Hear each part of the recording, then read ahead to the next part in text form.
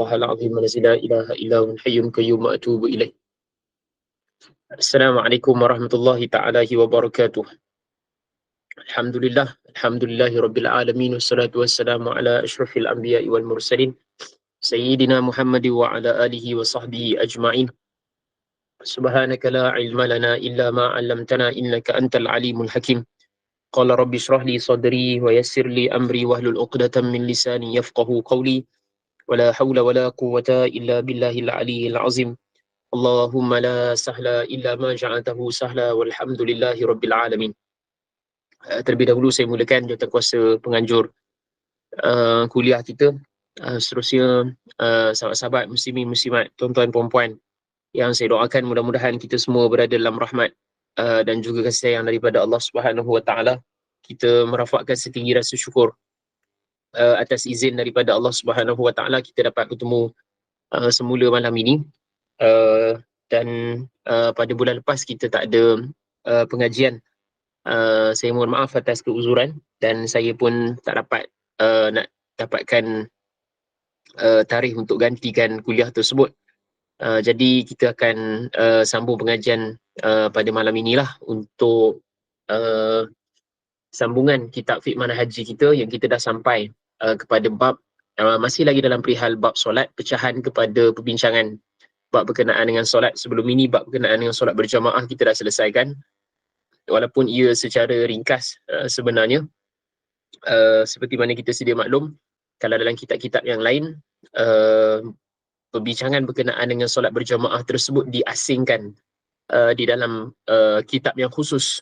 Kalau kitab fiqh manhaji kita ni dia rangkumkan sahaja, hanya ada beberapa helaian sahaja yang diringkaskan, dirumuskan sebagai pedoman yang asas sahajalah.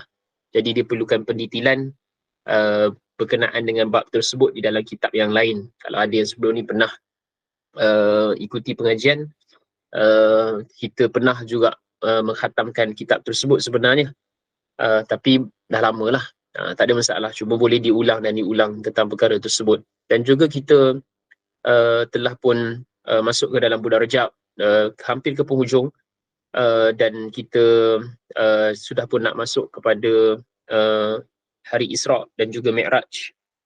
Walaupun ulama berselisih pendapat berdasarkan kepada tarikh Isra' dan Mi'raj tersebut, tetapi mengambil semangat berkenaan dengan pensyariatan Isra' dan Mi'raj yang Allah Subhanahu wa taala istimewakan baginda Nabi SAW untuk mengambil perkara tersebut, dan intipatinya adalah perihal berkenaan dengan solat yang kita juga sedang bincangkan pada saat ini sebenarnya.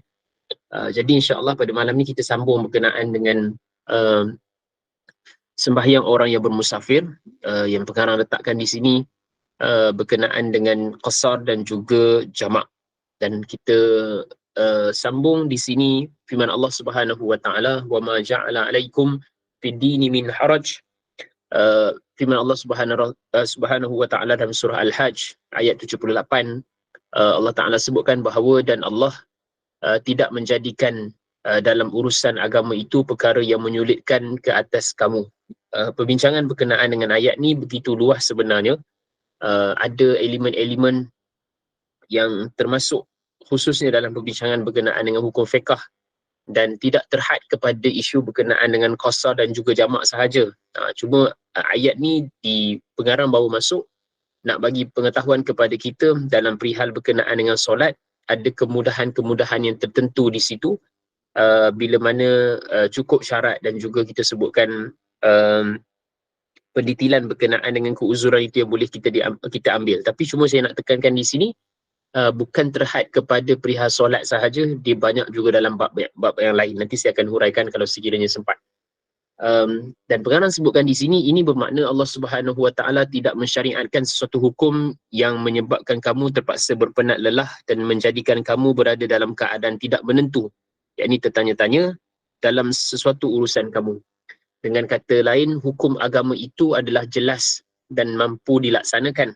Oleh itu ketika seorang Muslim ditimpa kesempitan, maka diperluaskan oleh Allah Subhanahu Wa Taala supaya hukum-hukum tersebut terus diterima, yakni boleh diamalkan, diuruskan, dipikul, kata pengarang di sini, dengan tanggungjawabnya. Ini bermaksud Dalam urusan agama kita ini pada asasnya tidak ada apa yang susah.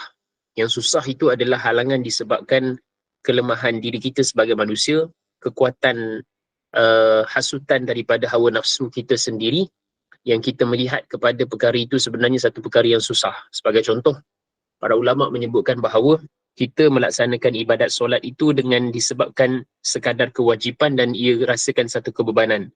Tapi sebenarnya ia bukan perkara tersebut, tetapi dia merupakan satu kesyukuran untuk kita yang Allah Ta'ala programkan hidup kita ini sebagai hamba, ada tempat untuk kita berbicara dengan dia, ada tempat untuk kita rukuk dan sujud kepada dia secara langsung. Dan di situ bukanlah satu bebanan, tetapi ia merupakan satu anugerah, kata para ulama. Itu antara yang dibincangkan. Dan di sini pengarang juga masukkan di situ, nak berikan tumpuan kepada bab berkenaan dengan solat musafir ni. Kata pengarang, bermusafir adalah sebahagian daripada azab, yakni kesusahan dan kesulitan. Disebabkan musafir, manusia akan kehilangan perasaan tenang dan kerehatan, walau dengan apa cara atau wasilah yang digunakan untuk bermusafir dan apa jenis kerja pun yang menjadi tujuan musafirnya, kata pengarang. Oleh itu Allah telah meringankan kepada orang-orang yang bermusafir dalam banyak perkara yang melibatkan hukum hakam agamanya, di antaranya adalah solat. Ini antara yang disebutkan. Kalau kita perasan disebut, ada perkataan yang menarik di situ. Bermusafir adalah sebahagian daripada azab. Ke kita hari ini rasa musafir bukan azab? Sebenarnya hakikatnya betul. Ia mungkin dalam kita rasakan kita musafir itu seronok, tapi ia merubah rutin harian kita. Maksudnya kita ada berpenat di situ, kita berada di jalan raya, kita sebutkan di luar daripada kebiasaan rutin harian kita, maka ia merupakan satu kesukaran. Sebagai contohlah, mungkin kita dah biasa lalui, kita tak rasa benda itu satu benda yang mungkin sukar. Dalam bab berkenaan dengan solat lah, cuba bayangkan, kita dah sedia maklum, ini untuk ulangan sahaja pada asasnya. Kalau tak ada perbincangan berkenaan dengan ataupun tiada syariat jamak dan qasar, cuba bayang musafir kita macam mana. Contoh, ni orang nak keluar ramai sebenarnya cuti ni dan sebagainya kan. Itu kita dapat lihat bagaimana perihal ibadat kita kalau sekiranya musafir tersebut seperti biasa yang kita tak boleh ambil apa-apa keringanan di sana. Itu dah satu kesukaran. Contoh. Jadi, dalam apa keadaan sekalipun, sementara saya ingat ni, saya nak tekankan, ada yang mendakwa bahawasanya kalau kita dah musafir ni dalam keadaan senang, kan, naik kapal terbang, kita jalan highway, banyak R&R, masjid banyak dan sebagainya, dalam keadaan selesa, ada aircon, bukan jalan atas padang pasir, bukan naik unta dan sebagainya. So kita tak perlu ambil qasar dan juga jamak ni, keuzuran ni, itu tak tepat. Itu tak tepat. Sebab nanti kita akan lihat bahawasanya Nabi SAW tekaskan bahawasanya perihal berkenaan dengan keringanan di dalam solat ni, ia merupakan satu sedekah daripada Allah Subhanahu Wa Taala. Mungkin kita rasa itu benda yang senang, tapi bukan melibatkan keseluruhannya. Ini penekanan dalam keadaan inilah. Dan satu juga menarik di sini yang boleh kita kongsikan juga, dalam keadaan musafir, kalau sekiranya kita ada melakukan sesuatu amalan yang menjadi kebiasaan bagi kita, tetapi disebabkan musafir kita meninggalkan amalan tersebut, sebenarnya ia tetap juga mendapat pahala. Sebagai contoh, kita melazimi solat duha, contoh 4 rakaat kita buat. Bila musafir kita tak buat, walaupun sebenarnya kita boleh buat, sama ada singgah di R&R ataupun solat dalam kereta sahaja, tapi katakanlah kita tak buat, kata para ulama, pahala itu tetap dapat disebabkan kita konsisten melaksanakan perkara itu tersebut, tapi atas uzur tertentu kita tak buat. Itu pemurahnya Allah Azza wa Jal memberikan keringanan atas perkara tersebut, benda yang kita lazimi buat. Dalam masa yang sama, nak ditekankan juga di sini, bila kita musafir, bukan sahaja perihal berkenaan dengan sembahyang sahaja, pengarang sebut ni solat lah, walaupun ada nanti perbahasannya, tetapi bukan disebabkan kita musafir, ada juga bab lain selain daripada bab solat. Contoh, berkenaan dengan puasa. Kalau kita puasa, cukup syarat-syaratnya, kita dibenarkan untuk berbuka, kita diharuskan untuk berbuka. Bukan kita disunatkan, kita diharuskan untuk berbuka. Contoh, dalam perihal yang lain, Allahumma salli ala Sayyidina Muhammad, bab berkenaan dengan khuf, kita dibenarkan ataupun dibolehkan untuk kita menyapu di atas khuf tanpa kita membuka kasut kita, kalau sekiranya ada keuzuran bila mana kita musafir, sebagai contoh. Itu benda yang sangat penting lah untuk kita faham. Bukan semata-mata bila kita musafir, perihal berkenaan dengan qasar dan juga jamak sahaja yang ada di sana. Dia tak semestinya berkenaan dengan perkara itu. Okay, ada juga perkara-perkara yang lain seperti mana yang saya sebutkan tadi. Tambahan yang lain, antara, walaupun musafir ini adalah satu azab, kata pengarang, dan juga ini betul kata para alim ulama, ada anugerah yang besar yang Allah Ta'ala berikan untuk orang yang musafir. Antaranya adalah doa orang yang musafir itu dimakbulkan. Doa orang yang musafir itu dimakbulkan. Boleh buka dalam kitab Al-Azkar, tak salah saya, ada pembahasan dalil dan hadis Nabi SAW berkenaan dengan perkara tersebut. Sebab itu, bila kita lihat para alim ulama, bila musafir, mereka akan banyak berdoa. Mereka akan melakukan amalan-amalan tertentu, antaranya memang berdoa. Khususnya bila kita musafir pada hari Jumaat, contoh, kita musafir pada waktu-waktu yang mustajab, turunnya hujan dan sebagainya, dan kita dalam keadaan musafir, jadi kita panjatkan doa pada ketika tersebut. Itu waktu-waktu yang mustajab. Itu antara dibahaskanlah secara ringkas untuk saya sebutkan ringkasan perenggan pertama dan perenggan kedua. Kemudian, kata pengarang di sini, dalam pembahasan ini, kita hanya akan membahaskan bagaimana cara sembahyang itu diringankan, syarat-syaratnya, dan cara mengambil faedah daripadanya. Itu kata pengarang. Bagaimana sembahyang orang musafir? Allah Subhanahu Wa Taala telah memberikan dua bentuk keringanan dalam sembahyang kepada orang yang bermusafir. Kata pengarang di sini, ada dua keringanan dalam perihal berkenaan dengan solat ni untuk orang yang musafir. Okay? Walaupun ada satu lagi berkenaan dengan sapu di atas khuf, yang kita tak perlu sempurnakan wuduk kita dari sudut nak basuh kaki tu. Kita pernah bahas juga sebelum ni, tapi ni fokusnya berkenaan dengan solat itulah. Pertama, memendekkan bilangan rakaat yang dinamakan sebagai qasar. Okay, memendekkan bilangan rakaat yang dinamakan sebagai qasar. Yang kedua adalah menghimpunkan dua sembahyang tunai antara satu sama lain, supaya orang yang bermusafir mendapat kekosongan waktu yang seluas-luasnya, kata pengarang. Ia dinamakan sebagai sembahyang jamak ataupun solat jamak, iaitu menghimpunkan antara dua solat, dua sembahyang. Okay. Sahabat-sahabat, tuan-tuan dan puan sekalian, kita fokus dulu di sini. Ini mungkin ada kita terlepas pandang, tapi kita yang dah biasa mengaji, kita boleh faham lah. Tapi untuk mengukuhkan kefahaman kita, ataupun ada yang terlepas pandang, bila sebut berkenaan dengan solat musafir, ada dua elemen di situ, iaitu berkenaan dengan qasar dan juga jamak. Qasar dan juga jamak. Saya bagi sifir mudah kat sini untuk kita dapat kefahaman dia. Qasar dan jamak, pensyariatan yang berbeza. Qasar perkara lain, jamak perkara lain. Jadi, qasar ada syarat-syarat dia, jamak ada syarat-syarat dia. Kan, sebahagian orang dia faham, bila qasar, dia mesti jamak. Ataupun bila jamak, dia mesti qasar. Ini tak betul. Okay?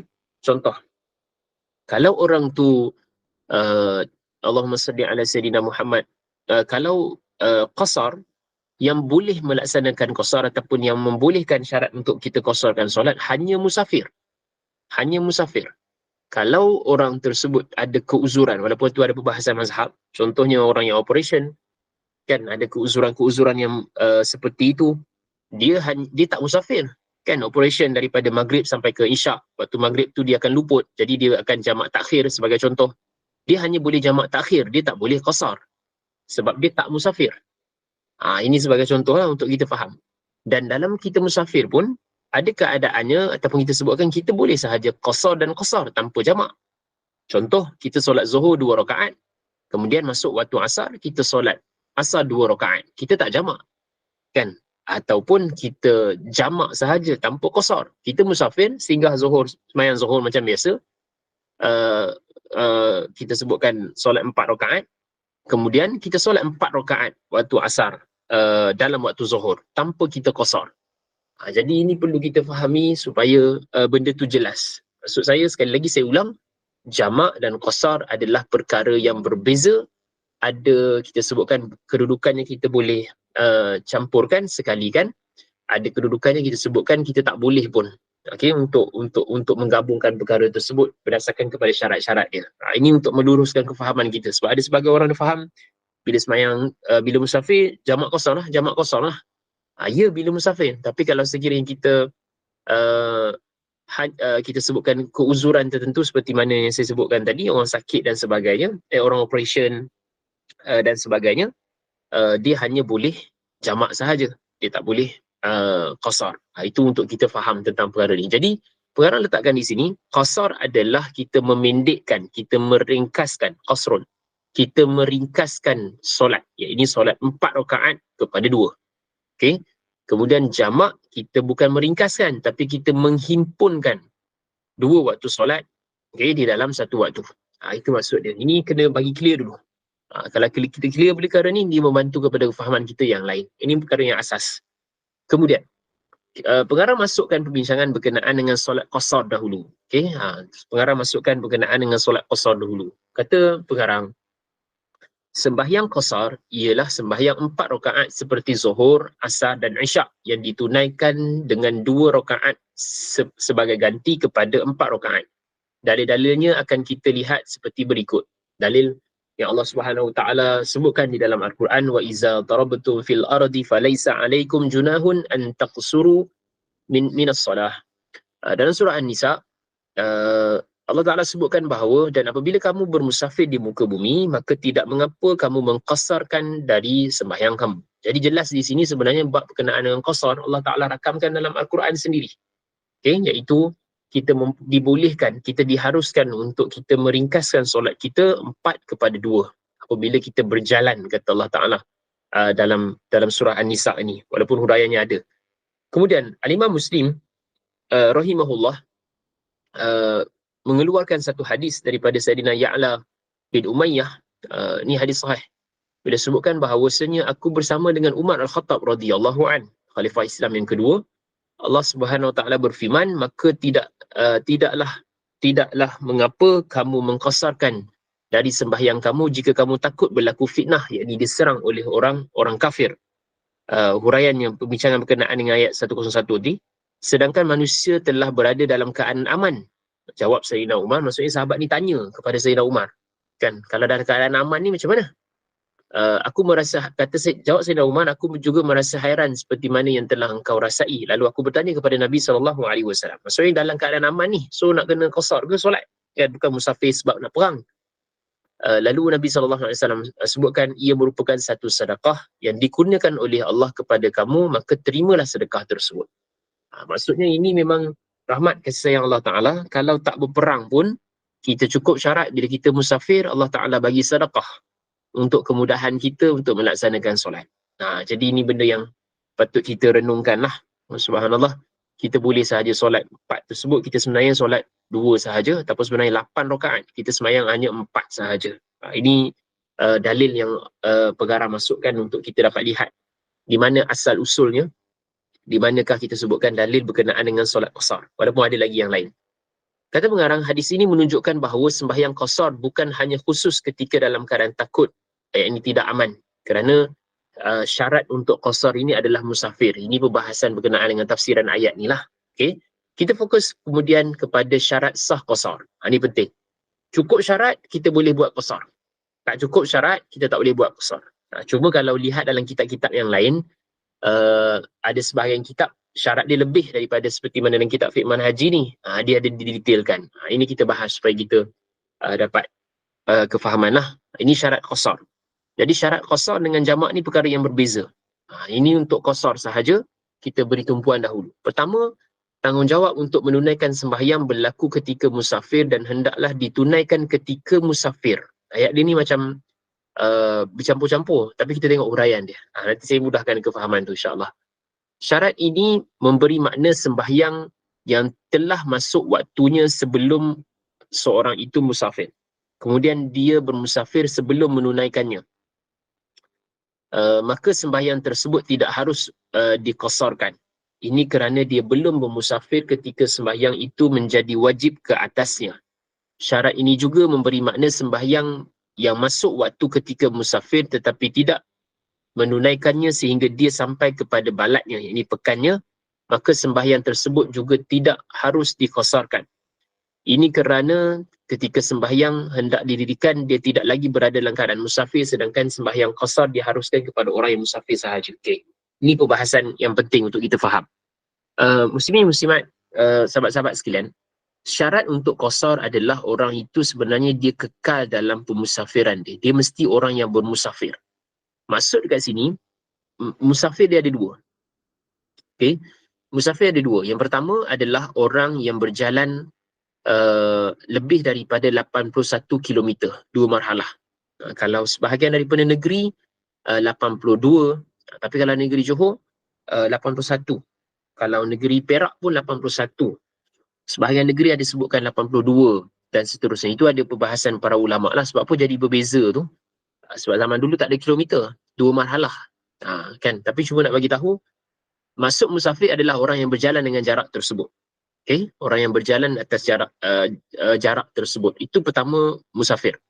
Okay? Cuma saya tambah sikit di situ. Dalam mazhab Syafi'i, sebenarnya afdal untuk qasar kalau sekiranya kita berjalan 3 marhalah. Yang ini harus. Kalau jalan 3 marhalah, lebih kurang dalam 140 kilometer, afdal untuk kita qasar. Ini bukan jamak ini afdal untuk kita qasar. Tapi kalau sekiranya 81, kita dah harus untuk qasar. Balik pada isu tadi. Jadi maksud musafir ni, kalau orang yang nak qasar ni, dia mesti kekal dalam musafir dia. Pertama, dia berjalan 81 km tadi. Okay. Dan yang kedua adalah, maksud musafir adalah orang yang tinggal di satu tempat tersebut tidak lebih daripada Allahumma salli ala, kalau kurang daripada 4 hari. Maksudnya dia duduk di situ 3 hari, termasuk tidak termasuk hari keluar dan juga hari masuknya, itu dikategori sebagai orang yang musafir. Kalau sekiranya orang tersebut dia tinggal 4 hari dan ke atas di satu tempat tersebut, maka dia bukan lagi musafir. Dia dikategorikan sebagai orang yang telah bermukim di satu tempat tersebut. Ini perlu kita faham. Saya ulang. Pertama, nak hukumkan sebagai disebutkan orang itu musafir adalah orang yang berjalan 81 km ke atas. Okey, 81 kilo ke atas. Yang kedua adalah orang yang bermusafir, tetapi dia singgah di satu tempat tersebut, hal keadaannya 3 hari dan ditambah dengan tidak termasuk dengan hari keluar dan juga hari masuknya dia. Ia bermakna sebenarnya kalau seorang itu dia duduk di satu tempat tersebut 3 hari, tambah hari masuk dan hari keluar 5 hari, ke-5 hari ini sebenarnya orang itu dihukumkan lagi dia musafir. Tapi bila mana dia sampai ke satu tempat, dia duduk di tempat tersebut 4 hari dan ke atas. Okay, solid 4 hari dia duduk di situ. Dalam perjalanan sahaja dia boleh solat qasar dan juga jamak. Dalam konteks ini dia qasar lah, kerana dia bukan dikategorikan sebagai orang yang bermusafir. Ini takrif ni penting ni. Okay? Ini membawa satu kefahaman sebahagian daripada orang, dia salah faham. Contoh, dia daripada mana? Kuala Lumpur. Nak pergi mana? Kuala Terengganu. Dia pergi Kuala Terengganu, dia kata nak duduk 7 hari di Kuala Terengganu. So 3 hari pertama dia solat jamak dan qasar. Ini satu benda yang salah dan solat itu tidak sah. Kerana orang tersebut bukan lagi musafir. Dia telah menjadi orang yang bermukim di Kuala Terengganu. Contoh. Dia macam tu. Jadi hanya waktu berjalan sahajalah dia boleh ambil keusuran tersebut, dan apabila dia sampai ke tempat itu dia bukan lagi musafir sebab dia dah duduk lebih daripada 4 hari dan ke atas. Dia bukan kategorikan sebagai orang musafir wajib untuk Jumaat dan sebagainya. Jadi isu berkenaan dengan perkara ni perlu difahami dahulu sebab nak menghukumkan kita ni orang yang musafir ataupun tidak. So 2 kategori tadi. Jadi orang yang musafir ini, dia menunaikan solat tadi dalam keadaan dia masih lagi musafir. Dan dia dah keluar daripada balad dia. Dia keluar daripada kawasan perumahan dia. Negeri Selangor saya tak pasti. Kalau negeri Perak, Jabatan Mufti tahun lepas tak salah saya, telah pun mengeluarkan fatwa, isu berkenaan dengan kawasan rumah ni adalah 11 km. Maksud dia, sebelum sampai sebelum masuk ke kawasan rumah dia, ini 11 km, dia kena solat kat situ. Dan dia dah boleh solat di situ. Contoh. Kalau sekiranya sahabat-sahabat di Ampang kan, jarak 11 km jauh mana? Contohlah saya ambil. Kalau 11 km tu daripada Ampang mungkin dah ke KLCC, mungkin contoh. Jadi lastnya boleh solat, dah boleh sembahyang qasar adalah di KLCC. Selepas masuk kawasan itu, masuk kawasan Ampang, kita dah tak boleh buat. Ataupun kalau kita baru nak keluar, contoh kita nak pergi balik Perak daripada Ampang Kuala Lumpur, keluar saya daripada kawasan Ampang sampai ke KLCC, kita sembahyang qasar di situ. Solat kita sah. Jadi sebelum daripada tu kita tak boleh. Ini Jabatan Mufti Negeri Perak ada keluarkanlah, negeri lain saya tak pasti. Okay? Sebab apa ada perbezaan? Ini sebenarnya ada nota kaki bawah tu. Isu berkenaan dengan balat ni, dulu kawasan rumah ni satu-satu. Maksudnya 5-6 rumah satu. Keluar daripada kawasan 5-6 rumah ni, kampung ni, dah jadi bukan tempat dia. Jadi sekarang ni dia berbeza. Sebab apa? Kita jalan pun masih lagi ada rumah, masih lagi ada rumah, masih ada rumah. Itu perbezaan dia lah. Jadi walaupun sebahagian ulama sebutkan boleh dikira berdasarkan kepada taman, qaryah, masjid, saya lebih cenderung berdasarkan kepada fatwa negeri Perak lah, lebih mudah untuk diukur, maksud saya. Maksudnya radius 11 km daripada kawasan rumah kita, kita tak boleh untuk solat qasar ataupun jamak, kena keluar daripada itu. Kalaupun kita balik, kita kena solat sebelum 11 km tersebut. Untuk nombor satu ni ada soalan tak? Kita pergi pelan-pelan supaya clear dulu.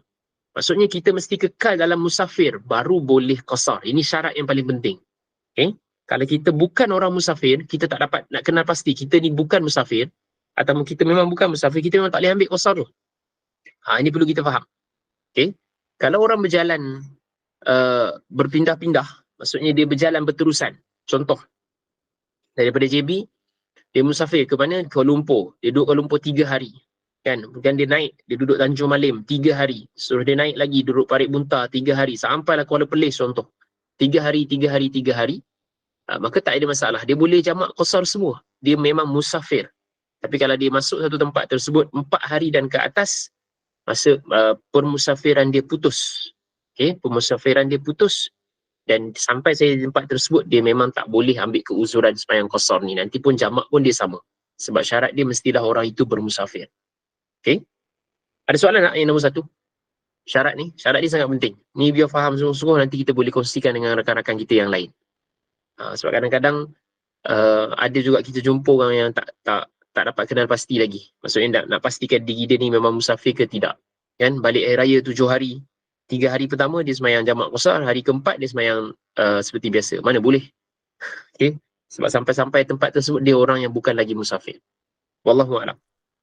Assalamualaikum Ustaz. Waalaikumsalam warahmatullahi. Tanya sikit. Ustaz ni kalau macam okay, ni cerita kat office saya lah. Pasal dia duduk Melaka. Baik. And then kerja KL. Kerja di KL lah. Tapi dia bukan berulang. Dia cuma hari Isnin daripada Melaka dia akan sampai KL. Maknanya dah syarat untuk ni dah boleh lah kan. So, itu kira hari perjalanan. Selasa, Rabu, Khamis dia akan duduk di KL. Hari Jumaat dia akan balik Melaka. Jadi kalau kes macam ni makna dia sentiasa dalam keadaan musafir ke macam mana Ustaz? Di Melaka pula Sabtu, Ahad, Isnin dia akan datang sini. So maknanya sepanjang minggu, sepanjang hidup dia ni kira dia musafir. Ke macam mana Ustaz? Okey. Allahumma salli ala Sayyidina Muhammad. Ini satu perbincangan yang penting berkenaan dengan dalam keadaan semasa ni. Bermacam-macam keadaan orang yang bekerja. Saya bagi contoh dahulu. Contoh orang yang memang driver bus. Okay? Yang soalan yang tadi tu tak sama, tapi saya nak bagi contoh lah. Kalau driver bus ni, contohnya memang setiap hari dia berjalan, memang dia sembahyang jamak qasar. Driver bus, rakan-rakan kita yang jadi driver sebagai contoh, driver VIP, driver pejabat dan sebagainya, bila dia memang seminggu pun dah berjalan 3-4 hari, memang dia sembahyang jamak dan qasar semua pada kedudukan tersebut. Ni contoh. Okay? Kalau dia tak nak buat pun tak ada masalah. Okay? Bukan satu benda yang berdosa, cuma orang seperti ini memang diberikan kemudahan. Ada pun orang yang dia ada orang tentu yang dia ada 2 tempat bermukim bagi dia. Okay? Dia ada tempat orang yang bermukim bagi dia. Antara perbincangan ulama adalah orang tersebut, apa komitmen dia untuk berada di situ. Kalau sekiranya memang dia berterusan ada di situ, dia ada rumah di situ, dia bekerja di situ, kan? Sebagai contoh yang lain pada ulama bincang juga, contohnya orang tu ada keluarga, isteri ada 2-3 orang.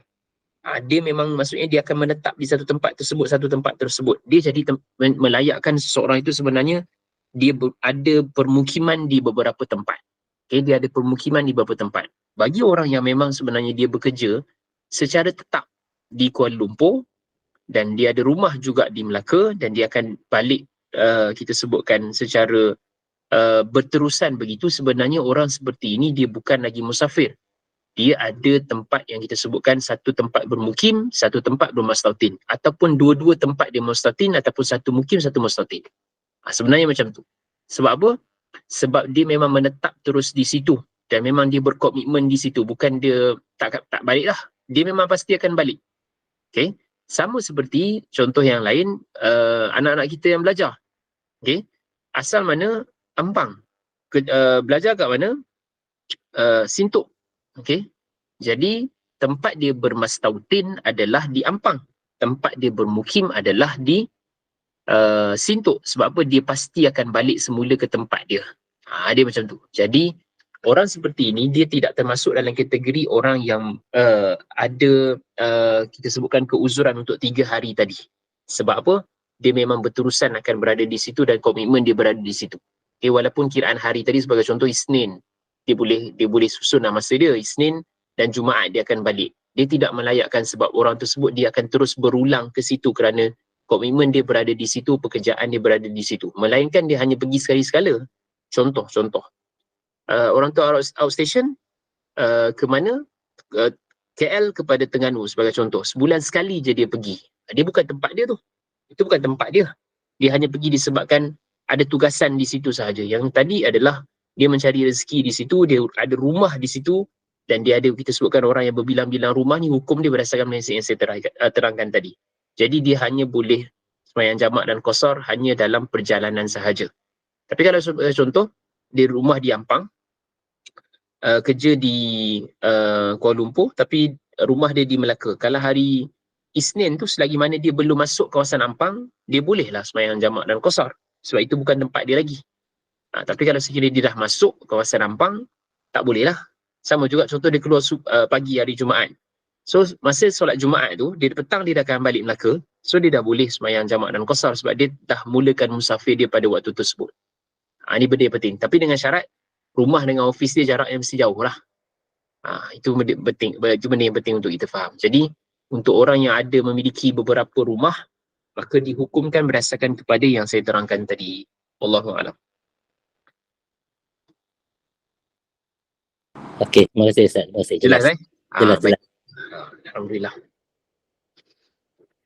Yang lain kalau ada berkenaan dengan maksud musafir. Kalau tak ada, saya detailkan sedikit lagi sebelum kita pindah yang nombor 2. Sahabat-sahabat sekalian, tuan-tuan dan puan sekalian, satu benda yang penting juga untuk kita faham, bila kita musafir, bila kita berjalan saja, sebenarnya kita ada hukum berjalan tu. Ni saya terlupa nak terangkan daripada awal tadi sebab kita tak sebut. Maksudnya apa dia? Bila kita berjalan, kita ada 5 hukum di situ. Okay? Maksudnya kita musafir tu dia ada hukum dia sendiri. Okay? Pertama, hukum musafir itu wajib. Contoh, perjalanan pergi buat haji. Musafir itu jadi musafir wajib. Okay? Yang kedua, sunat. Contoh, ziarah mak ayah. Daripada Ampang, kan, balik Ipoh. So, hukum dia sunat. Kita berjalan tu hukum dia sunat.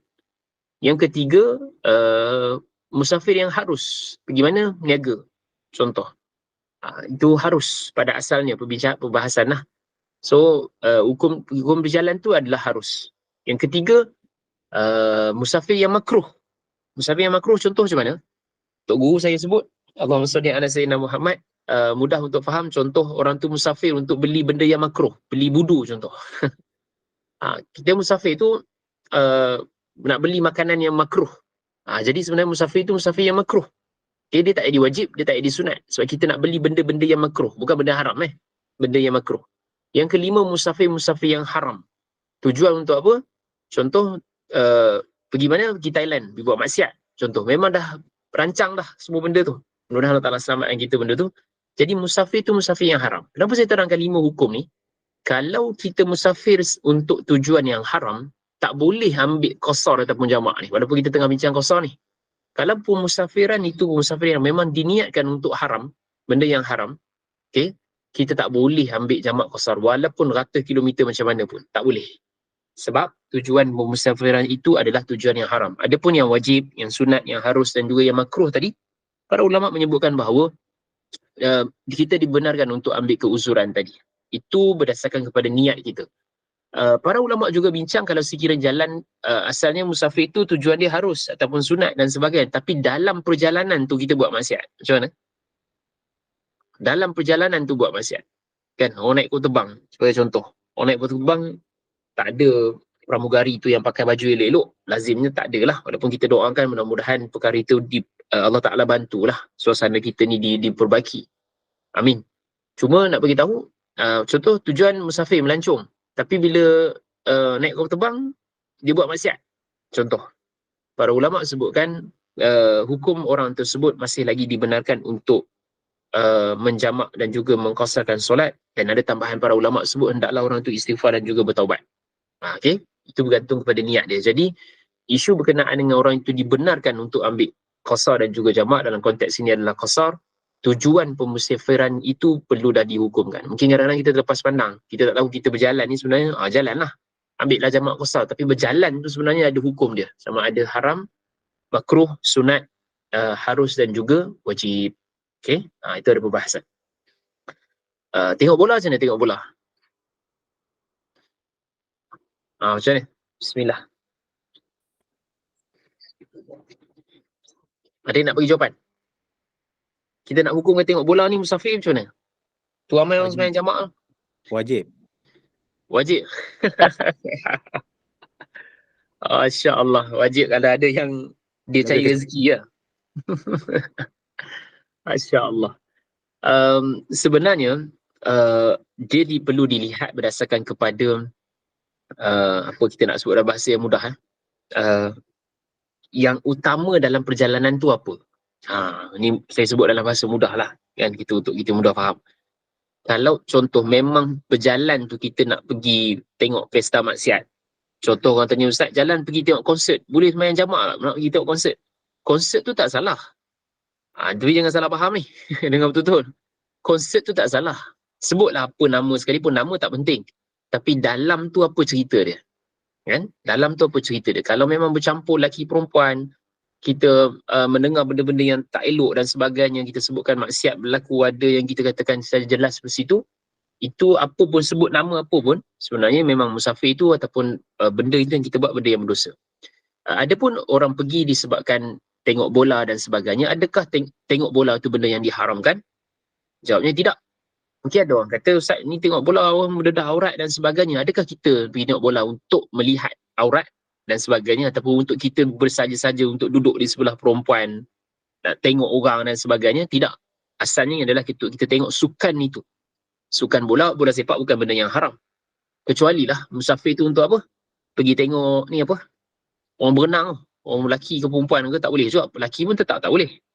Itu memang tak boleh. Sekalipun dia atlet ke dan sebagainya, memang perkara tersebut tak dibenarkan. Ini perlu kita faham lah. Tapi kalau sekiranya seorang tersebut dia tetap menjaga, dia tetap juga nak tengok bola. Bola nak tengok juga. Tapi dia rasa macam benda yang dia buat ni satu benda yang melalaikan. Dia tak nak ambil keuzuran tersebut. Dia nak semayang macam biasa. Silalah. Itu lebih baik. Tak apalah. Tapi jangan salah faham. Bukan maksud saya tak boleh tengok bola. Okay. Masya Allah. Wallahualam. So, bila kita hukumkan musafir, balik pada poin nombor 1 tadi, penting untuk kita tahu, bila kita musafir tu ada hukum dia. Yang kedua, kita kena hukumkan diri kita. Adakah kita orang yang bermusafir? Adakah kita orang yang bermukim? Ataupun kita orang yang bermastautin? Okay, so musafir ada dua. Orang yang berjalan 81 km ke atas, okay, dengan tujuan yang baik tadi. Dan yang kedua adalah orang yang tinggal di satu tempat tersebut 3 hari. Tidak termasuk hari pergi dan juga hari balik. Okay, asalnya 5 hari lah. Formula dia mudah. Kita berjalan tu 5 hari, kita boleh jamak qasar. Tapi kalau kita berjalan tu 6 hari, termasuk hari pergi dan balik, maksudnya solid 4 hari kita duduk di satu tempat tersebut, sampai saya tempat tersebut, kita dah tak boleh untuk jamak qasar kerana kita bukan orang yang bermusafir. Ni kena faham sungguh-sungguh. Okay. Ada yang tanya saya, Ustaz, kita saja je plan memang nak duduk 3 hari dan sebagainya supaya kita dapat jamak qasar. Adakah benda tu salah? Tak salah. Memang tak salah. Sebab kita menjayakan syarat sah untuk dapatkan keuzuran tersebut. Pertama. Yang kedua, hendaklah orang yang musafir telah melepasi pagar balat, yang ni pekan dia, ini terjemahan daripada kitab Arab, yang hendaklah ditinggalkan atau melepasi bangunan-bangunan di balat, yang ni pekan tersebut, sekiranya tidak ada pagar sempadan. Ini kerana orang yang masih berada dalam lingkungan pagar sempadan atau bangunan-bangunannya belum lagi dianggap sebagai orang yang bermusafir. Dengan kata lain, musafir bermula setelah melepasi sempadan tersebut, sebagaimana ia akan berakhir setelah kembali dan sampai ke tempat tersebut. Ini saya sebutkan tadi, ni perincian dia. Walaupun pengarang kita asing kan, kita mesti kena keluar daripada tempat tinggal kita. Kita tak boleh solat di dalam tempat tinggal kita. Ini muktamad dalam mazhab Syafi'i. Walaupun ada jugalah yang saya Ustaz, boleh tak memang nak sembahyang jamak qasar dalam rumah? Kita sebut dalam hujah mudah je sajalah. Kita nak sembahyang jamak dan qasar ni adalah orang yang musafir. Kita ada dalam rumah kita, kita bukan orang musafir. Okey? Contoh. Kita daripada Ipoh nak balik ke Ampang, KL. Kan kita bawa kereta, azan maghrib, kita tak berhenti lagi. Contoh azan maghrib dekat mana? Dekat Rawang, contoh. Kita niat untuk jamak takhir mungkin. Okay, kita niat jamak takhir. Bawa kereta sampai masuk Isyak, kita dah sampai Ampang dah. Sampai dah masuk taman rumah dah. Baru sedar kita tak sembahyang lagi. Contohlah, kan? Jadi, apa hukumnya di situ? Hukum di situ, kita tak boleh untuk sembahyang jamak ataupun qasar. Kita sembahyang Isyak seperti biasa, 4 rakaat, dan kita sembahyang maghrib qada. Bukan saya suruh buat, tapi nak bagi tahu kita tak boleh untuk buat solat jamak dan qasar bila mana kita dah masuk ke tempat ataupun rumah kita, kawasan rumah kita. Ini perlu kita faham. Sama juga dalam kedudukannya, kalau sekiranya kita memang dah nak musafir, kita keluar daripada rumah kita dahulu, walaupun belum mencapai 81 km, kita dah boleh buat dengan syarat niat kita itu memang jelaslah 81 km.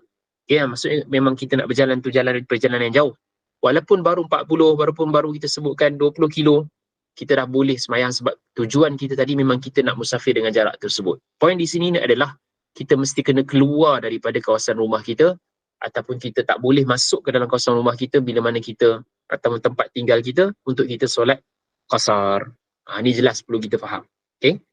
Wallahu a'lam. So dalam kedudukan orang rumah dekat dengan pejabat dia, contoh bila mana dia nak musafir, jadi kalau jarak pejabat dan rumah itu terlampau dekat, maka pejabat tersebut dia tak boleh solat qasar dan jamak dekat pejabat dia.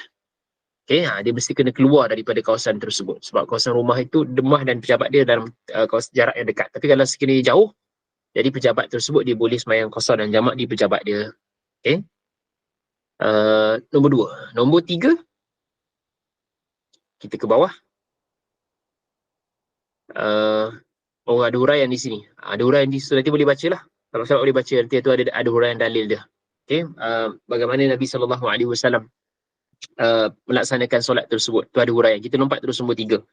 Orang yang bersafir tidak berniat untuk tinggal di tempat tujunya selama 4 hari. Tidak termasuk hari masuk, ini hari sampai dan juga hari pulang. Ini maksud dia tadi. Kata pengarang di sini, isu dia adalah isu 4 hari. Macam mana nak kira? Kan? Kalau sahabat-sahabat tengok jawatankuasa fatwa ataupun pejabat mufti wilayah, mereka keluarkan poster. Mereka keluarkan poster nak bagi faham tentang kedudukan 4 hari ni. Okay, jadi nanti boleh tengok untuk dapatkan pendetilan dia. Formula yang saya boleh ringkaskan di sini, macam tadi, kalau sekiranya kita memang duduk 3 hari, kan? 3 hari di satu tempat tersebut, contoh daripada Ampang nak ke Kuala Terengganu, kita pergi hari Isnin, okay, boleh nampak kan dalam saya ni? Isnin, dan kita nak balik hari Isnin, Selasa, Rabu, Khamis, Jumaat. Jumaat kita memang nak balik. Okay, Isnin hari kita pergi, Jumaat hari kita nak balik.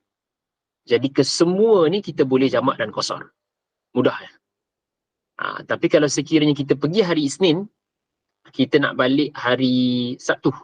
Okay, hari Sabtu, tambah 1 hari lagi. Jadi kita sampai sahaja kita sebutkan, kita hanya boleh jamak dan qasar hari perjalanan sahaja. Sebab kita duduk di situ 4 hari solid. Okay, ada 5 kali 4, ada 20 waktu solat di sini.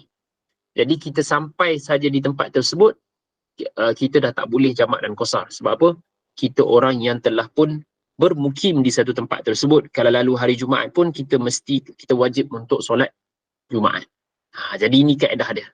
Okay, maksudnya 3 hari itu 3 hari dan ditambah dengan hari masuk dan hari keluar. Kalau sekiranya 4 hari solid kita duduk di satu tempat tersebut, maka kita putus musafirnya bila mana kita sampai di tempat tersebut. Dalam perjalanan boleh. Okay? Dalam perjalanan boleh.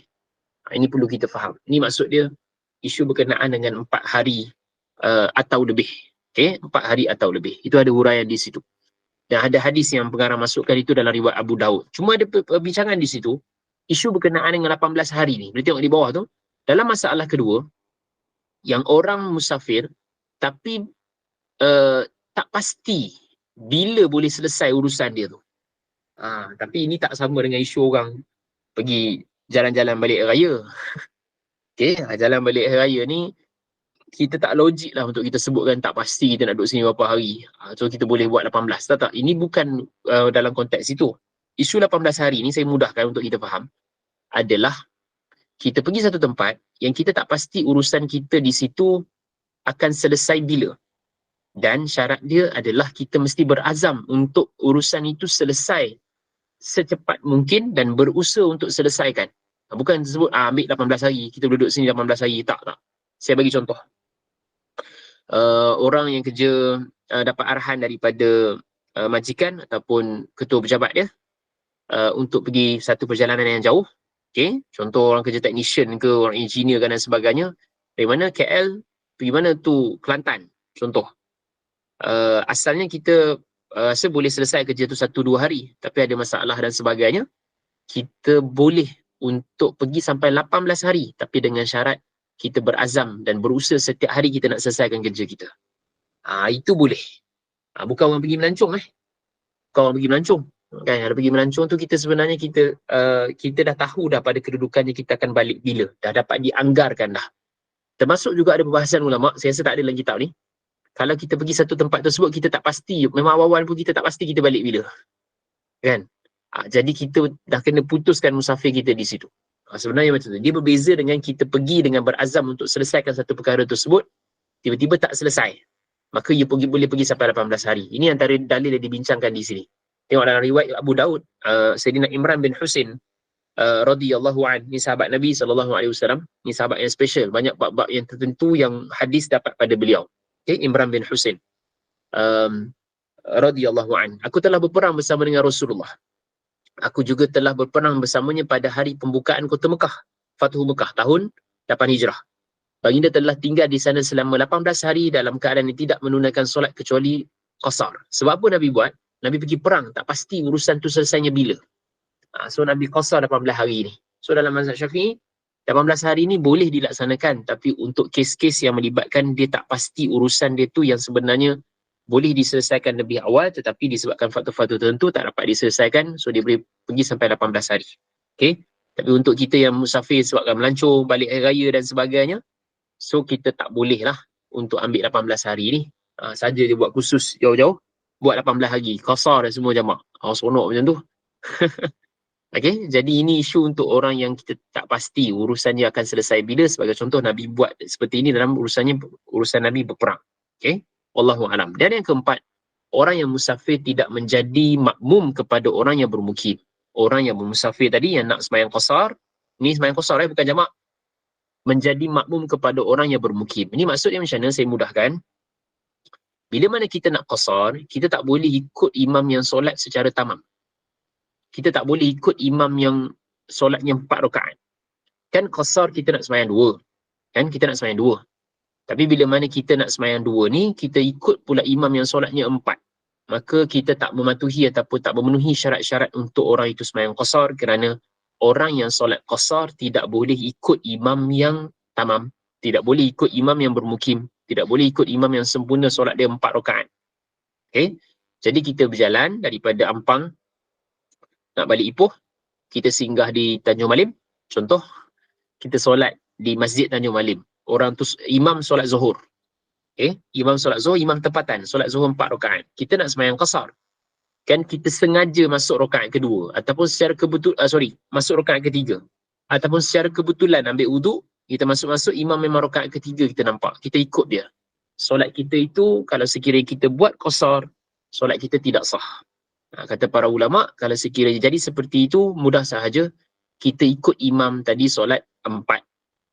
So kita buatlah jamak. Walaupun kita tak bincang lagi jamak ni, kita buat saja jamak ikut imam solat sekali asar, tapi kita tak buat qasar. Sebab syarat qasar, makmum yang qasar tidak boleh ikut imam yang tamam. Okey, makmum yang solat qasar tidak boleh ikut imam yang tamam. Sekalipun imam itu berada di rakaat ketiga yang kita akan salam sekali dengan dia, dia bukan isu rakaat imam. Isunya adalah imam itu imam yang 4 rakaat. Imam yang sempurna solat dia. Okey? Ni untuk kita fahamilah. Jadi boleh tak kita berbilang-bilang jemaah, kita buat solat yang lain? Jawab dia bolehlah, tak ada masalah. Khususnya di tempat yang musafir. Tapi janganlah kita turun satu bas. Solat dekat masjid yang imam solat zuhur, kita solat jamak dan qasar kat belakang, kita buat jemaah lain. Kecuali dah kita buat jemaah lain tu di luar daripada kawasan dewan solat utama.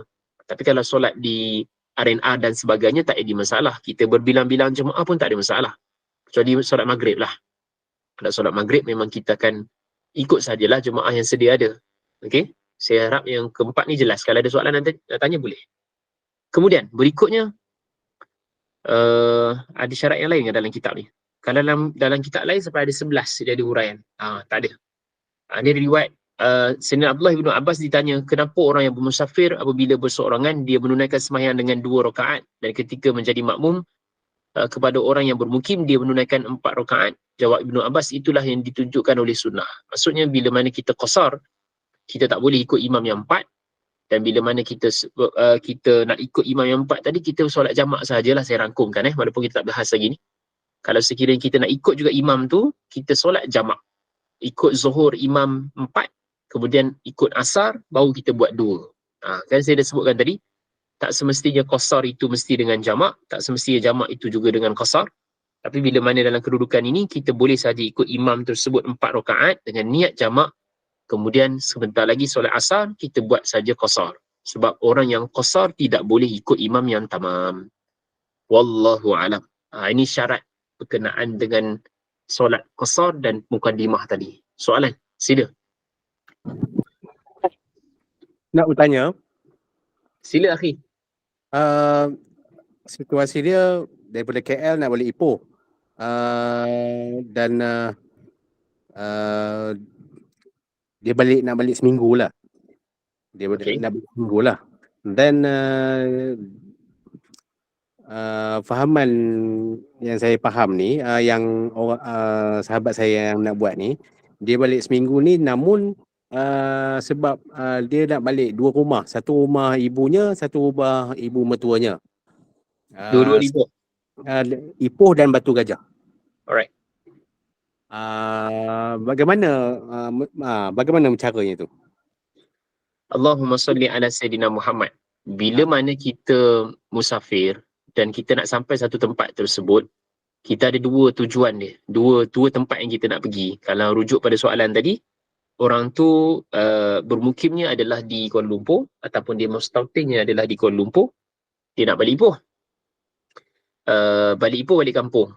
So ada 2 rumah yang dia nak pergi ataupun 2 tempat dia nak pergi. Kita kena lihat dahulu pertama berapa lama dia nak menetap di Ipoh. Okey, berapa lama dia nak menetap di Ipoh. Kalau dia dah berniat untuk menetap di Ipoh tersebut lebih daripada 4 hari dan ke atas, secara automatik dia orang yang telah pun bermukim di Ipoh. Maksudnya dia terputus musafirnya bila mana dia sampai sahaja di Ipoh. Sekalipun dia bergerak 2 tempat. Maksudnya Ipoh ke Batu Gajah. Ipoh Batu Gajah dalam 30 kilo sahaja. Kenapa saya sebut 30 kilo sahaja? Dia tidak ada istilah dari sudut dia musafir semula. Dia contoh dia lain tau. Dia berbeza kalau contoh orang tu bermukim di Kuala Lumpur, dia duduk Kuala Lumpur. Dia berjalan, dia singgah di Ipoh. Singgah di Ipoh, katakan dia duduk, tak kisahlah kalaupun dia duduk 7 hari pun tak apa, sebab dia tak solat di Ipoh, tapi dia akan musafir sekali lagi. Dia ke mana? Dia ke Parit Buntah contoh, yang lebih daripada 1 kilometer tadi. Dia musafir semula. Yang ini dia berbeza. Sebab apa? Bila dia sampai di Ipoh, dia hanya bergerak 30 kilometer sahaja. Jadi dia tidak boleh ada istilah musafir semula tu. Dalam masa yang sama, dia telah pun berazam ataupun berniat untuk tinggal di Ipoh lebih 4 hari dan ke atas. Jadi musafir dia telah pun putus sebaik sahaja dia sampai ke Ipoh. Okey? Ini benda yang penting lah untuk kita faham. Kita tengok jarak daripada tempat yang pertama nak pergi point A dengan point B tu berapa jauh. Okey, ini ada point A ke point B dan point C. Okey? Kalau sekiranya dia lihat dalam kedudukan yang memang dia berazam nak duduk di tempat B dengan C tadi dalam tempoh masa 4 hari dan ke atas, dan jaraknya memang kita sebutkan tidak mencapai 81 km antara keduanya, maka musafirnya telah pun putus pada keadaan tersebut. Wallahualam. Saya harap jelas. Nanti saya akan share satu contoh tulisan yang panjang daripada guru saya berkenaan dengan isu berpindah-pindahnya ni. Itu ada lebih jelas lah kalau nak dalam tulisan. Wallahualam. Kecuali kalau betul-betul dia berjalan tersebut, macam saya katakan tadi, dia musafir semula. Okay? Dia musafir semula. Dia duduk di Ipoh 3 hari, kemudian dia berjalan lagi ke Parit Bunta 3 hari, dah jadi 6 hari tu. Dia bukan kira 6 hari, dia dah kira musafir semula tu. Itu tak ada masalah sebab dia tambah lagi 81 km yang seterusnya. Wallahualam. Saya harap jelas.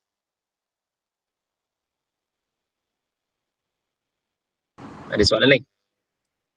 Ustaz, satu lagi Ustaz yang berkenaan dengan 18 hari tadi kan. Saya? Ustaz kata maknanya kita kena berazam untuk habiskan kerja kita lah. Okey, kalau contohnya orang yang pergi berubat contoh kan. Contohnya kata daripada Kuala Terengganu ke KL, IJN lah contoh. Datang, dia tahulah memang sepatutnya 2-3 hari dia boleh settle lah. Tapi mungkin ada masalah lain apa semua menyebabkan dia terpaksa stay lagi di situ mungkin 2-3 hari lagi ataupun seminggu lagi ke. Adakah dia layak untuk dikira musafir selama 18 hari tu? Allahumma salli ala Sayyidina Muhammad. Jawabnya betul. Hujahnya adalah dia sebenarnya dia tidak merancang pun untuk 18 hari tu. Sebab asalnya sebagai contoh, dia memang daripada Kuala Terengganu datang IJN untuk operation. Doktor bagi tahu 2-3 hari ke settle lah. Tak adanya ada komplikasi dan sebagainya. Doktor kata kena tunggu 2-3 hari nak tengok keadaan stabil ataupun tidak. Orang tersebut boleh ambil keuzuran yang 18 hari tadi. Itu yang boleh diambil. Sebab satunya, dia tidak pun merancang seperti itu sejak daripada awal. Maksudnya dia bukan nak duduk 18 hari ni. Doktor beritahu memang 2-3 hari saja. Tiba-tiba memang ada masalah. Maka Allahumma salli ala Sayyidina Muhammad, dia boleh ambil keuzuran tersebut. Itu yang termasuk juga dalam isu orang yang nak selesaikan kerja tadi. Wallahualam. Tapi dia tidak bolehlah ambil kemudahan tu. Maksudnya dia kata boleh tunggu 2-3 hari lagi walaupun doktor kata boleh selesai dah boleh balik. Itu tak boleh lah. Maksud saya benda itu bukan dirancang untuk ambil kemudahan itu tersebut dengan kita bermudah-mudah. Itu maksud dia. So orang yang ada isu kesihatan seperti tadi yang tidak dirancang pun pada asalnya, so boleh ambil keuzuran yang 18 hari itu. Wallahualam. Terima kasih Ustaz. Baik. Ustaz. Boleh detailkan kawasan rumah?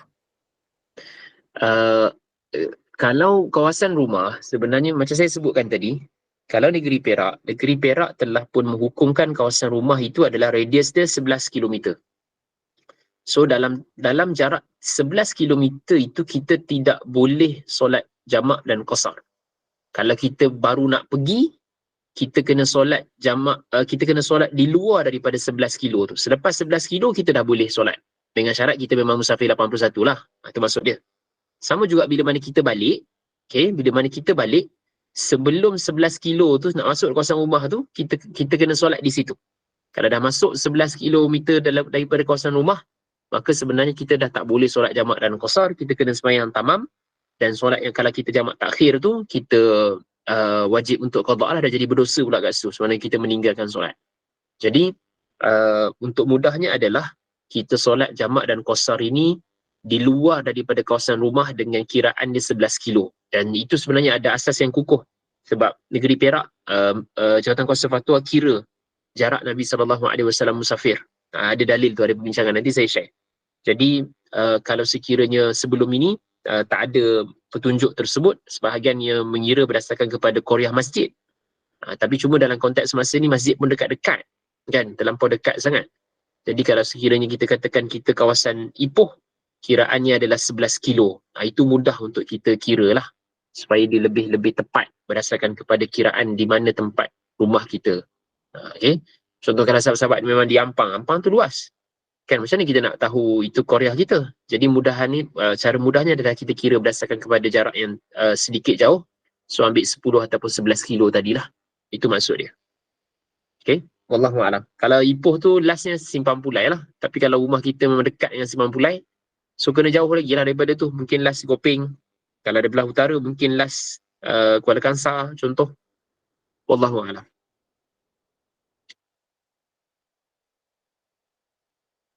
Ada yang lain?